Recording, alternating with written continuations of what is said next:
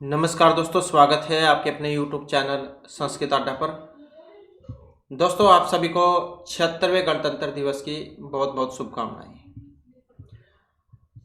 आज की जो वीडियो है इसमें हम जो यहाँ पर करने वाले हैं आपका हरियाणा में जो टीचर एलिजिबिलिटी जो टेस्ट है, टीएसटी या पीएचडी वाला, जो आपका आगे या फरवरी या फिर जो मार्च का महीना इसमें होने की संभावना है। तो आपके एग्जामों के लिए महत्वपूर्ण क्वेश्चन जो कारक प्रकरण से आज की वीडियो में हम यहाँ पर करने वाले हैं। इनसे पहले वाली जो वीडियो थी इसमें भी हमने कारक प्रकरण से ही महत्वपूर्ण जो क्वेश्चन है इनको किया था। और इसके अलावा आपका जो सिलेबस है पूर्व वर्ष में एग्जाम हुए हैं ये सभी हमने कंप्लीट कर लिया है। इन सभी को अगर आप देखना चाहते हैं तो इसे आप हमारे चैनल की प्लेलिस्ट में जाकर देख सकते हैं। तो जल्दी से अपने जो क्वेश्चन है उनको अब हम देख लेते हैं। तो जिसमें हमारा यहाँ पर पहला क्वेश्चन है, तस्मै श्री गुरुणा नमः रेखांकित पदे शुद्ध रूपम अस्ति। तो यहाँ पर जो आपने बताना है कि इसका शुद्ध रूप कौन सा आएगा और किस कारण से आएगा, ये आपको पता होना चाहिए। गुरु हो, गुरु, गुरुवे या गुरु भी, तो कौन से वाला जाए यहाँ पर इसमें बनेगा। सही आंसर की अगर हम बात करें तो यहाँ पर बनेगा ऑप्शन बी वाला। तो यहाँ पर क्या गुरुणा की जगह गुरुवे का प्रयोग होगा। अब गुरुवे जो इसका यहाँ पर प्रयोग क्यों होगा, क्योंकि ये जो यहाँ पर आया है नमः है, तो इसके योग में एक सूत्र जो आता है नमः स्वस्ति स्वाहा शब्दालम वसठ योगाच है, ये वाला। तो नमः स्वस्ति स्वाहा शब्दालम वसठ, इन शब्दों के योग में चतुर्थी भक्ति होती है। तो अब क्योंकि यहाँ पर ये गुरु जो है गुरु का रूप है, और गुरु का जब हम चतुर्थी में बनाते हैं तो ये वाला जो है इसका रूप बनता है गुरु। तो इसी कारण से या नमः के योग में चतुर्थी भक्ति में गुरुवे रूप यहाँ पर ये आया है।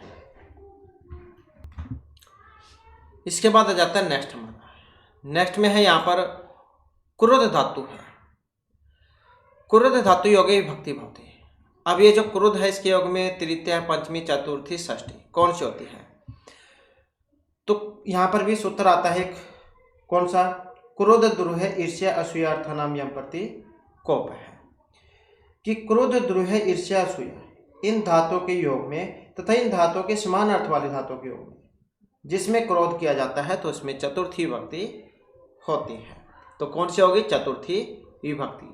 अगर यहाँ पर चतुर्थी इसमें ना होता, यहाँ पर द्वितीय जो विभक्ति है वो दी गई होती, तब आपने द्वितीय विभक्ति करनी थी। क्योंकि यहाँ पर जो है इसमें दो सूत्र आते हैं, क्रुद्ध द्रुह उपसृष्टयो कर्म है। जब क्रुद्ध और तथा द्रुह उपसर्ग सहित हो, जिसके प्रति क्रोध या द्रोह किया जाता है तो वह कर्म संज्ञक होता है, फिर उसमें द्वितीय विभक्ति होती है। तो यहाँ पर चतुर्थी विभक्ति दी गई थी तो चतुर्थी आएगी, द्वितीय होती तो द्वितीय। अगर दोनों ही दी गई होती फिर ये दोनों ही यहाँ पर सी आंसर इसका हो जाता, क्योंकि इसके योग में द्वितीय भी आ जाती है और जो चतुर्थी विभक्ति है वो भी आ जाती है। नेक्स्ट आ जाता है याच। याच धातु योगा विभक्ति होती। तो ये जो याच धातु जो इसके योग में विभक्ति होती है, द्वितीय, तृतीय, चतुर्थी, पंचमी, तो कौन सी विभक्ति होगी। तो इसमें जो है ऑप्शन रहेगा ये वाला, मतलब कौन सी होगी यहाँ पर, द्वितीय विभक्ति। तो यहाँ पर भी जो इसमें एक सूत्र आता है, हमने इनसे पहले वाली वीडियो में भी ये सूत्र किया था अकथितम च वाला। तो इसके योग में क्या है, 16 धातुएं आती हैं, द्विकर्मक धातुएं हैं। दुहु याच पच दंड रुद्र प्रच ची ब्रुसास ची मतमुस निहिक्री वह। तो ये 16 धातुएं जो इसकी आती हैं इसके योग अंतर्गत द्विकर्मक में। तो यहाँ पर जो ये याच धातु जो आई है ये इसी के अंतर्गत है, तो इसी कारण से द्वितीय विभक्ति जो यहाँ पर इसमें आई है। इसका उदाहरण भी इनसे पहले वाली वीडियो में हमने किया था, बलिम याचते वसुधा माता, बलि से पृथ्वी मांगते। यहाँ बलि अपदान है और इसकी अविवक्षा करने पर कर्म संज्ञा होकर द्वितीय विभक्ति हुई है, तो वसुधाम प्रधान कर्म है। तो ये जो है इस कारण से यहाँ पर द्वितीय विभक्ति इसमें हुई है। इसके बाद जो नेक्स्ट आ जाता है, नदीम गंगा श्रेष्ठ रेखांकित पदे शुद्ध रूपम अस्ति। तो ये जो नदीम जो है यहाँ पर कौन से वाला आएगा, नदीम गंगा श्रेष्ठ, नदीसु नदीम नद्या या नदी भी। तो इसमें अगर हम देखें तो कौन सा आएगा, तो यही आ जाएगा ऑप्शन ए वाला, नदीसु गंगा श्रेष्ठ। तो यहाँ पर भी हमने एक जो सूत्र किया था इसमें, जहाँ पर निर्धारण करना हो जहाँ पर निर्धारण करना हो तो उसमें जहाँ षष्ठी सप्तमी विभक्ति आती है। तो यहाँ पर जो है इसमें नदीसु जो है रूप ये बनेगा। यद स निर्धारण, जब एक समुदाय में से एक वस्तु जब विशिष्ट दिखलाकर छांट ली जाती है, क्योंकि नदियों में गंगा सर्वश्रेष्ठ है। वैसे तो बहुत सारी है लेकिन उनमें गंगा को श्रेष्ठ माना गया है।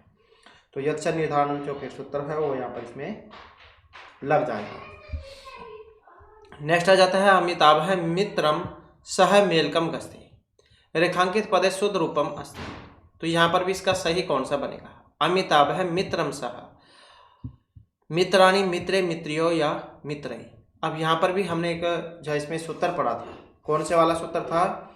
सहयुक्ते अप्रधान, ये वाला पढ़ा था। तो इसके योग में कौन सी थी? तो इसके योग में तृतीय जो विभक्ति है वो आई थी। तो तृतीय विभक्ति में फिर जाइए हो जाएगा मित्रई सहयुक्त प्रधान सह साकम सार्धम समम ज्योतिन के योग में तृतीय विभक्ति का प्रयोग होता है। अगला जो है यहाँ पर क्वेश्चन आ जाता है भी धातु। भी धातु योगे का विभक्ति। ये जो भी धातु जो इनके योग में विभक्ति होती है चतुर्थी पंचमी षष्ठी या फिर सप्तमी विभक्ति भी धातु के योग में। तो इसमें भी हमने एक जो है सूत्र किया था पंचमी विभक्ति में भे अर्थनाम भय हेतु हो, ये वाला किया था। भय और रक्षार्थ वाली धातु के योग में पंचमी विभक्ति होती है। तो ये भी धातु या इनके योग में पंचमी विभक्ति होती है। इसके बाद आ जाता है अगला क्वेश्चन हमारा छात्र है द्विचक्रिकया गस्ती। अब जो छात्र जाओ वो साइकिल जाओ से जाता है, द्विचक्रिकया इसको क्या देते हैं?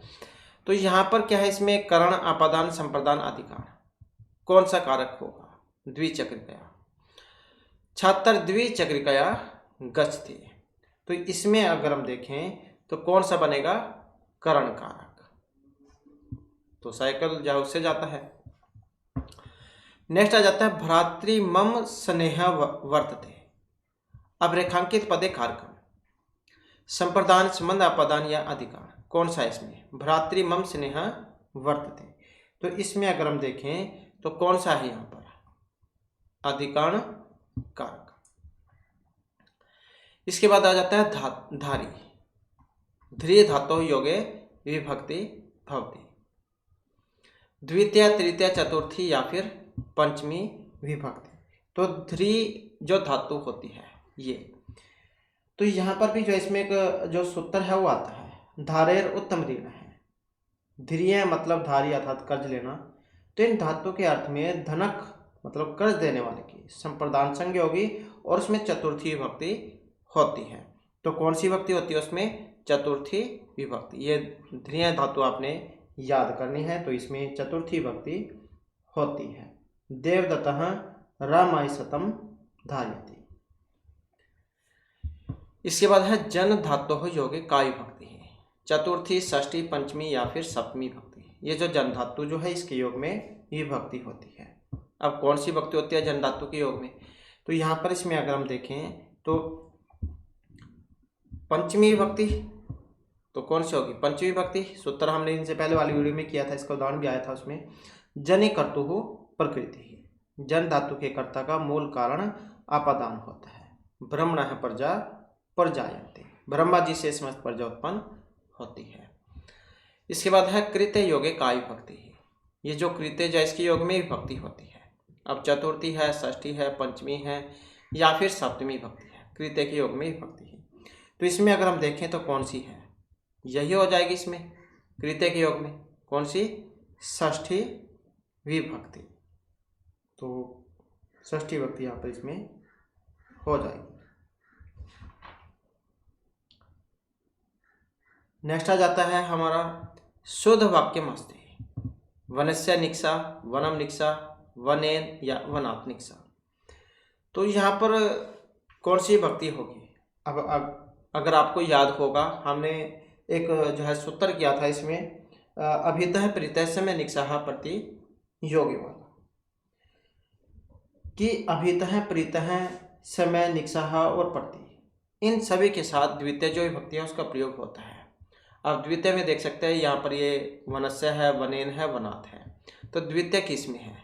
इसमें ही है द्वितीय, वनम में, क्योंकि ये जो निक्षा जो है इसके योग में द्वितीय विभक्ति होती है। अगर निक्षा की जगह यहाँ पर अभीतः, परितः, समय, निक्षा, ये अगर होते तो इसकी जगह पर अगर इनमें से कोई सा भी होता तब भी द्वितीय विभक्ति ही रहनी थी।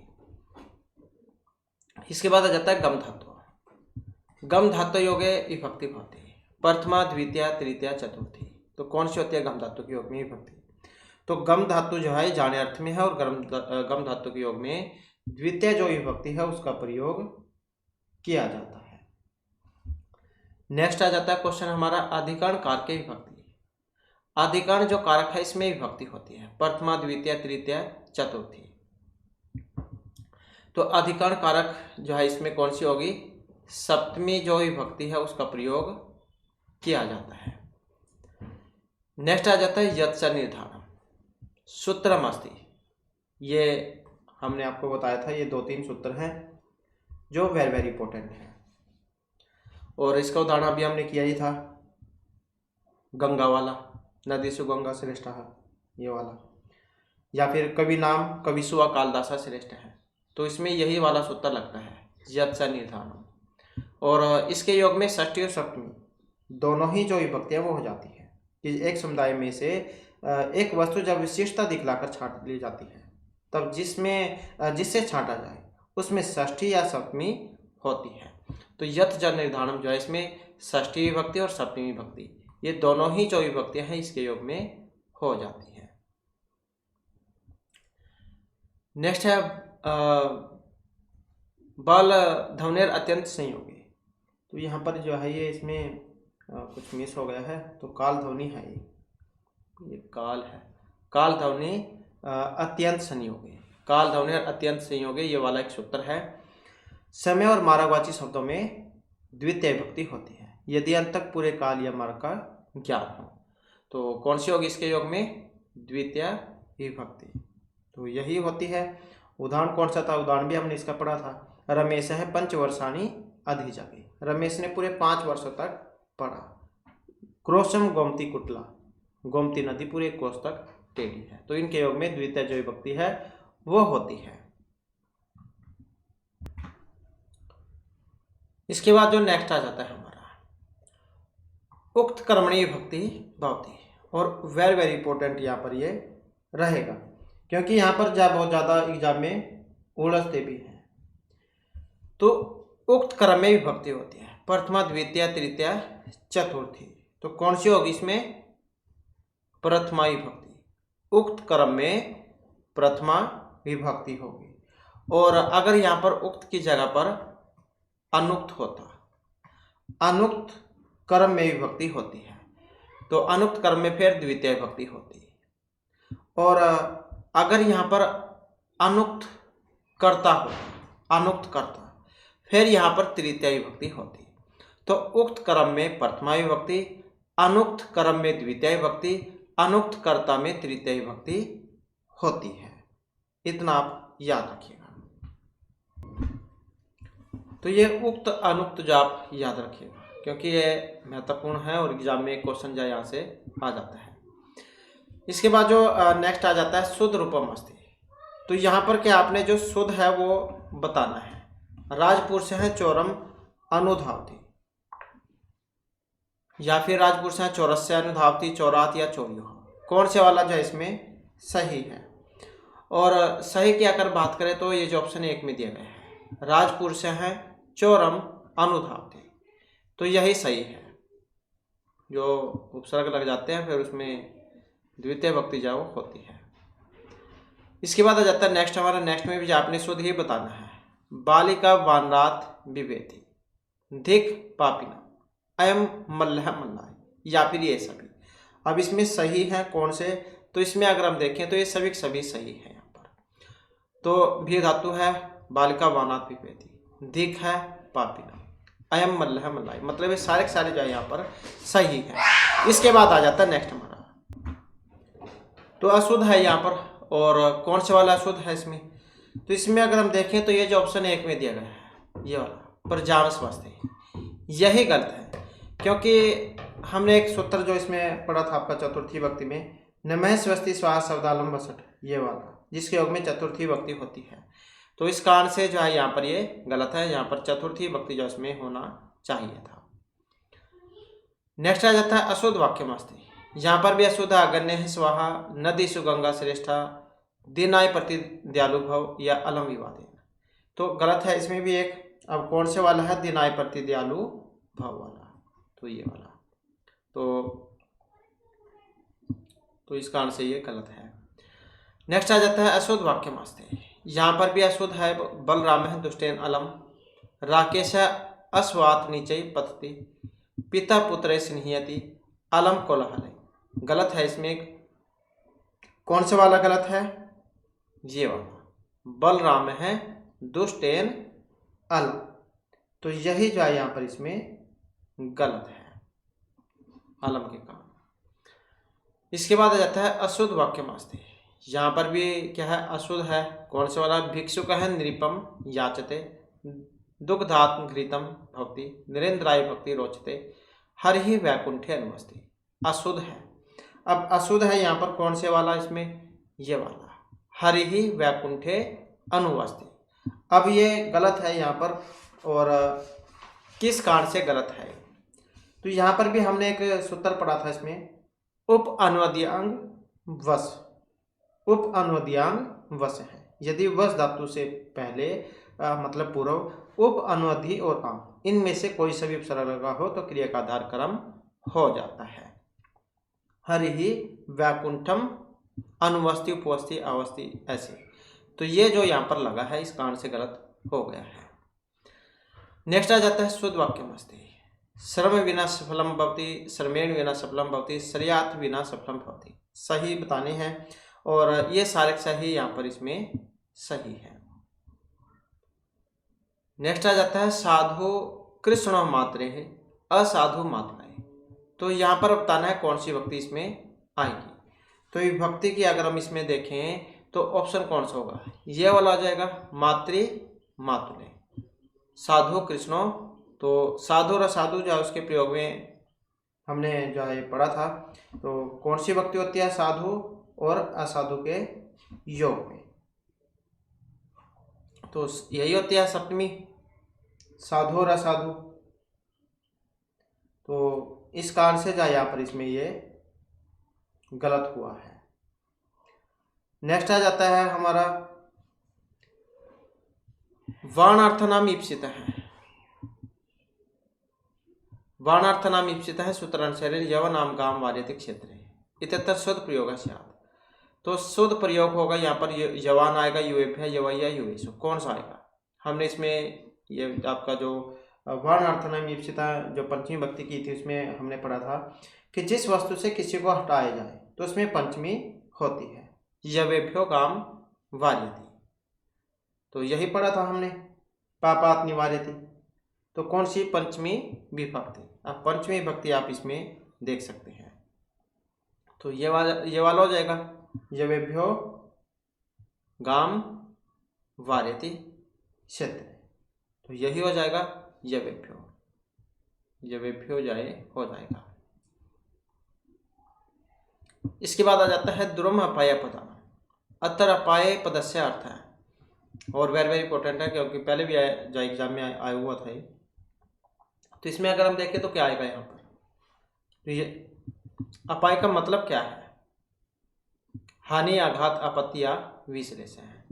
तो यही हो जाएगा इसका, विश्लेष है। विश्लेष या अगर होता वियोग, वियोग या फिर अलग होना, तो इनका मतलब जो है एक ही होता है।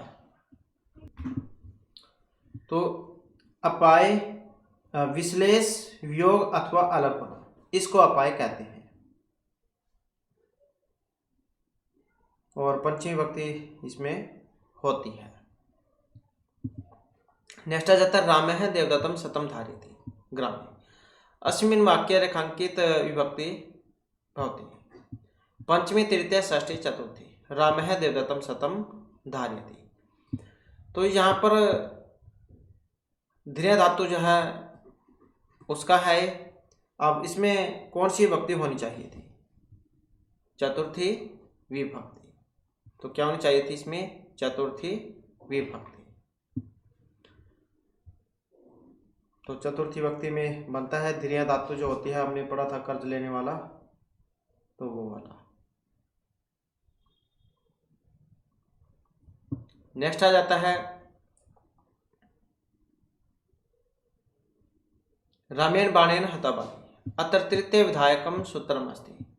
तृतीय भक्ति वाला साधकत्वम कर्णम का है या पूर्वी तृतीया, कर्ती कर्ण तृतीया, हेतु तृतीया। तो ये जो यहाँ पर उदाहरण है कौन से सूत्र का है? तो इसमें जो है ऑप्शन आएगा बी वाला। तो इसी का ही है कर्ती कर्णयोस तृतीया।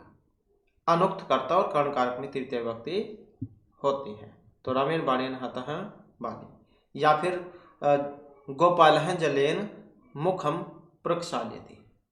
तो ये इसी का है। नेक्स्ट जो हमारा यहाँ पर आ जाता है अयम मल्लः मल्लम अलम रेखांकित पदे उचित प्रयोग है स्यात्। तो यहाँ पर मल्लाय आना चाहिए था, मल्लाथ, मल्लेन या मल्लाभी। तो कौन से वाला यहाँ पर आना चाहिए था? तो इसमें अगर हम देखें तो यही वाला मल्लाय, तो यही आना चाहिए यहाँ पर। एम मल्लह मल्लाय अलम। तो अलम जो है इसके कारण से कौन सी होती है? चतुर्थी विभक्ति। भ्रातः मम स्नेह वर्तते। तो इसमें विभक्ति होगी भ्रात्रा, भ्रात्रम, भ्रात्रिया, भ्रात्राभि। स्नेह, तो स्नेह जो है इसके कारण अगर हम देखें तो कौन सी होनी चाहिए यहाँ पर? यही होनी चाहिए ऑप्शन बी वाली, भ्रातृ ही। रुदतः पितु विदेशम गतः अत्र प्रीतम सूत्रम अस्ति। तो ये उदाहरण जो है कि कौन से है? यस्य च भाविन भाव लक्षण षष्ठी च अनादरे है, षष्ठी से या षष्ठी अर्थ प्रत्यय। तो कौन से सूत्र का उदाहरण है? रुदतः पितु विदेशम गत है। तो ये जो यहाँ पर उदाहरण है इसमें षष्ठी च अनादरे वाला। तो षष्ठी च अनादरे इसका उदाहरण है। षष्ठी विभक्ति जो उसमें आता है जिसका अनादर करके कोई कार्य किया जाता है, तो उसमें षष्ठी भी हो जाती है और सप्तमी भी हो जाती है। तो षष्ठी भी हो जाएगी, सप्तमी भी हो जाती है। रुदतः शिशो रुदती वा शिशो माता बहिरागच्छत। तो षष्ठी भी हो जाती है इसमें, सप्तमी भी हो जाती है। नेक्स्ट आ जाता है शुद्ध वाक्य मस्ती। जल विहार प्रिया नौकाया विहारन्ति। सही कौन सा वाला है? तो इसमें जो सही है कौन सा? ये वाला, जल विहार प्रिया नौकया विहरन्ति। इसके बाद है चौरह रक्षकस्य बिभेति अत्र रेखांकित पदे उचित प्रयोग है स्यात्। रक्षकम, रक्षकात, रक्षकेन या रक्षकै। कौन सा आएगा यहाँ पर? अब ये है भी धातु डंड्यात वाली, पंचमी विभक्ति होनी चाहिए यहाँ पर। तो कौन सा हो जाएगा फिर? सी वाला, रक्षकात। चौरह रक्षकात बिभेति। नेक्स्ट आ जाता है शुद्ध वाक्य मस्ती। अब इसमें सही है। अब सही प्रचार का है प्रवासाई ग्राम गस्ती यशोदा कृष्णाय नवनीतम यच्छति गंगा गौमुखात निशाति। कौन सा सही है? तो सही को अगर हम देखें तो ये सभी सभी ही यहाँ पर सही है, मतलब सर्वे है। नेक्स्ट है षष्ठी विभक्ति भवति कृते समक्षम दूरम समीपम वाची शब्दा नाम योग या इन सभी के योग में। तो षष्ठी विभक्ति होती है। अब षष्ठी विभक्ति जो यहाँ पर होगी वो इन सभी के योग में हो जाती है। कृते के, समक्षम के, दूर और समीप वाची जो शब्द है, तो इन सभी के योग में षष्ठी विभक्ति हो जाती है। नेक्स्ट है सप्तमी विभक्ति भवति। अब सप्तमी विभक्ति होती है निपुण है, कुशल है, योगे भी, रक्ष, कृते, अंतः, रुच, अभितः। तो सप्तमी विभक्ति होती है। अब सप्तमी विभक्ति जो यहाँ पर होती है किसके योग में? इनके योग में, निपुण है, कुशल है, योगे। नेक्स्ट है अंतराम योगे विभक्ति होती है। ये जो अंतरा जो है इनके योग में विभक्ति द्वितीय, चतुर्थी, पंचमी, तृतीय कौन सी होगी? अंतरा की। तो इनके योग में जो विभक्ति होती है कौन सी? तो द्वितीय विभक्ति यही होती है अंतरा के योग में। अंतरांतरेण युक्ति, यह वाला सूत्र है। अंतरा बीच में, अंतरेण विना या विषय में को छोड़कर शब्दों की जिससे सन्निकटता प्रतीत होती है, तो उसमें होगी द्वितीय विभक्ति। गंगाम यमुनाम च अंतरः प्रयागः ज्ञानम मंत्रेण। न एव सुखम। तो इस पर अंतरांतरेण युक्त सूत्र है ये, तो द्वितीय विभक्ति होगी। नेक्स्ट है भिक्षुकः कर्ण है। तो यहाँ पर इसमें अगर हम देखें तो नेत्राभ्याम नेत्रेण नेत्रयः नेत्रम, कौन से वाला आना चाहिए। और अंग विकार वाला हमने तृतीय विभक्ति में सूत्र किया था, ये अंग विकार है। तो तृतीय विभक्ति होती है, अब तृतीय विभक्ति में कौन से वाला होगा यहाँ पर, तो नेत्र। नेक्स्ट है यस्य क्रिया सह साक्षात संबंधः भवति तस्य नाम। कारकम समास है संधि या प्रत्यय। यस्य क्रिया सह साक्षात संबंधः भवति, तो कौन सा होगा उसमें, कारक। क्रिया के साथ जिसका साक्षात संबंध होगा तो वो होंगे कारक। नेक्स्ट है अधिसिंह स्थासाम कर्म सूत्र से उदाहरण अस्ति। ये वाला सूत्र है अधिसिंह स्थासाम कर्म, और इसका उदाहरण वयम भारताय वसाम है। वयम भारतम अधिष्ठामः, वयम भारताय भारतयः यजामः, वयम भारतस्य नागरिकाः। तो कौन सा होना चाहिए यहाँ पर, अधिसिंह स्थासाम कर्म वाला। तो यहाँ पर इसमें अगर हम देखें तो ऑप्शन कौन सा बनेगा, यही हो जाएगा, वयम भारतम अधिष्ठामः, क्योंकि ये जो स्था धातु से इससे पहले अगर ये लगे हो तो फिर ये द्वितीय विभक्ति जो उसमें चला जाता है। नेक्स्ट आ जाता है हमारा क्रुद्ध्योपसृष्ट्योः संज्ञा भवति। जो जैसे कि हमने बात की थी, ये दो हैं, चतुर्थी और द्वितीय वाला। तो क्रुद्ध्योपसृष्ट्योः संज्ञा भवति, कर्म करण अधिकरण या संप्रदान संज्ञा, और वेरी वेरी इंपॉर्टेंट भी है। तो कर्म संज्ञा होती है, तो ये वही है अगर वो कर्म वाला हो तब। इसके बाद है द्विकर्मक धातु उदाहरण अस्ति। द्विकर्मक धातु का उदाहरण है अध्यापकः छात्रान् पाठयति, अध्यापकः छात्रं पाठयति, अध्यापकः छात्रान् पृच्छति, या अध्यापकः छात्रं प्रश्नं पृच्छति। द्विकर्मक धातु का उदाहरण है। अब द्विकर्मक धातु जो इसका उदाहरण कौन सा है, डी वाला, अध्यापकः छात्रं प्रश्नं पृच्छति। अब द्विकर्मक वाला कौन सा क्यों है यहाँ पर, तो हमने कथितम छह सूत्र पढ़ा था, जिसके योग में 16 धातुएं आती हैं, तो उसके योग में प्रच धातु जो ये आ जाती है। दुहु याच पच दंड रुद्ध प्रच ची ब्रुसा ची मतमुसनी हिरिक्री वह, तो प्रच धातु इसमें आ जाती है, तो द्वितीय विभक्ति में फिर वो चला जाता है। नेक्स्ट आ जाता है वृक्षात अवचिनोति फलानि, अत्र अविवक्षितम कर्म भवेत्। वृक्षेण वृक्षे वृक्षम या वृक्षै, वृक्षात अवचिनोति फलानि, अविवक्षित कर्म होना चाहिए। अविवक्षित कर्म कौन सा होना चाहिए, ये वाला, क्योंकि अभी हमने जो यहाँ पर पढ़ा ची धातु, ची धातु अभी हमने पढ़ा द्वितीय विभक्ति में वो होता है, तो द्वितीय विभक्ति का फिर यहाँ पर जो है इसमें बनेगा वृक्षम अवचिनोति फलानि, वृक्ष से फलों को चुनता है। तो यहाँ जो वृक्ष गौण कर्म और फलानि प्रधान कर्म होगा। इसके बाद है दुष्ट सज्जनम अभिद्रुह्यते। तो द्रुह धातु से पहले ये आपको उपसर्ग आ चुका है, तो यहाँ पर इसका सूत्र कौन सा होगा, क्रुद्ध उपस्य अर्थानाम्यम प्रतीकोप है, प्रेरित है, तो कौन से वाला है। तो हमने अभी बात की थी, द्रुह धातु से पहले अगर उपसर्ग हो तो द्वितीय विभक्ति होती है, तो इसमें देख सकते हैं आप कौन से वाला हो जाएगा, फिर ये वाला क्रुद्ध उपसृष्ट्यो हो कर्म। नेक्स्ट आ जाता है पंचवर्षाणि अधीते अस्मिन् वाक्ये द्वितीय विभक्ति कारकम सूत्रम अस्ति। तो इसमें अधिपरि अनर्थको कर्म प्रवर्चन युक्त द्वितीय काल ध्वनि अत्यंत से हो गया अधिसिंह स्थासाम कर्म, तो कौन से वाला इसमें होगा। तो इसमें अगर हम देखें तो जो ऑप्शन सी में है यहाँ पर, तो कौन सा होगा, यही होगा, काल ध्वनि अत्यंत संयोगी, द्वितीय विभक्ति इसमें होगी। पंचवर्षाणि अधीते इसमें। नेक्स्ट है हिरिकः कर्णो यह कर्ता स अणहि वास्या, कर्ण कर्म संप्रदानम अपदान, कौन सा होगा इसमें, ऑप्शन सी वाला। तो हरि हरण करने वाली जो है इसमें कर्म कारक।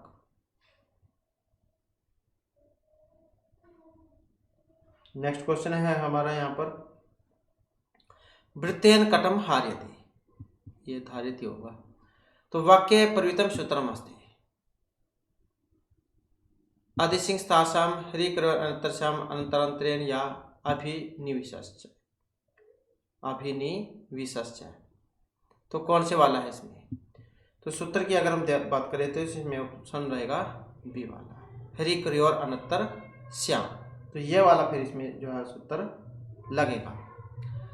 नेक्स्ट है उपअनुध्यायंग वश है सूत्रमस्ति संज्ञा आदेश अधिकार्य परिभाषा सूत्र। उप अनुअध्यायंग वश है ये सूत्र है, कौन से वाला है? ऑप्शन ए वाला। तो क्या है ये? संज्ञा सूत्र। नेक्स्ट है कारक है भवंती। अब कारक होते हैं, कितने होते हैं कारक? 6। नेक्स्ट है कारक है विभक्ति भवंती। अब कारक जो है कारक विभक्ति होती है, तो कारक विभक्ति होगी कितनी होगी? वैसे तो यहाँ पर देखें तो 7 होती है। ऑप्शन कौन सा हो जाएगा? सी वाला। नेक्स्ट है कारक इति प्रत्यय पदे प्रत्यास्ति। इसमें अक है, अणमुल है, वुन है या ठक है। तो क्रिय धातु जो उससे बनता है। अब कौन सा है इसमें? और अणमुल प्रत्यय का प्रयोग यहाँ पर हुआ है। अणा और ला का लोप हो जाता है, वो बचता है। यो ना का सूत्र है, वो को अक जो ये कर देता है। क्या कर देता है? वो को अक कर देगा, फिर उसके बाद बनता है। इसके बाद है विभक्ति कथिता। विभक्ति होती है और द्विविधा, परस्मैपद पद आत्मनेपद पद वाली भी हो जाती है। तो कौन सा हो जाएगा? ये वाला। वचन मात्रे विभक्ति भवती। वचन मात्र में कौन सा होता है? हमने सूत्र भी किया था, लिंग प्रातिपदिकार्थ लिंग परिमाण वचन मात्रे प्रथमा। तो प्रातिपदिकार्थ लिंग परिमाण वचन, इनमें प्रथमा जो विभक्ति है उसका प्रयोग किया जाता है। नेक्स्ट है लिंग मात्रे का विभक्ति। लिंग मात्र में विभक्ति होती है, कौन सी विभक्ति होती है? तो लिंग मात्र में भी प्रथमा विभक्ति ही होती है। प्रातिपदिकार्थ लिंग परिमाण वचन मात्रे प्रथमा। तो प्रातिपदिकार्थ में और परिमाण में, संख्या में, वचन में, तो इन चारों में क्या है? प्रथमा विभक्ति होती है। जैसे प्रातिपदिकार्थ ऊंचे नीचे है, कृष्ण श्री ज्ञानम, ये वाला हो जाएगा। और लिंग में हो जाएगा जैसे तट है, तटी तटम। और ये परिमाण में हो जाएगा द्रोणोत्री ही, द्रोण परिमाण से मापा हुआ। और ये वचन वाला हो जाएगा एकद वो वह है। तो इस प्रकार से इन सभी के योग में प्रथमा जो विभक्ति है वो रहती है। तो इस प्रकार से जो हमारे क्लास में महत्वपूर्ण क्वेश्चन थे। नेक्स्ट वीडियो की इसमें आपके लिए नए जो महत्वपूर्ण क्वेश्चन हम लेकर आएंगे। और हमारे साथ अंत बनाने के लिए धन्यवाद।